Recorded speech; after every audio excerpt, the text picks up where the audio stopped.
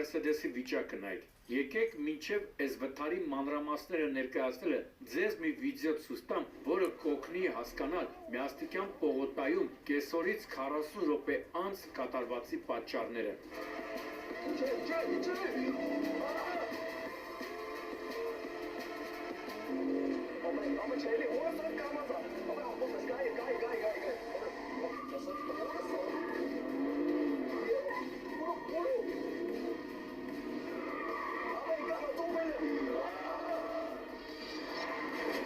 Եվ ուրեմն երկու խելապակասներ դժոխային արագությունը բացած երթևեկում են այս նույն Mercedes-ով ու ոչ միայն մեքենան աննույնը, այլև վարորդը։ Մետաղե ջարդոնի վերածված Mercedes-ից երևում է ավտոմեքենա վարելու իրավունքից ժամանակավոր կասեցված վարորդը 19-ամյա Վարդանը մոտավոր նույն արագությունն է բացած եղել, ինչ ներկայացված կլիպում։ Ուղղակի այս անգամ չի հասցրել մանևրել ու կենթանաբանական այգու մոտ դարձել է շղթայական վթարի պատճառ։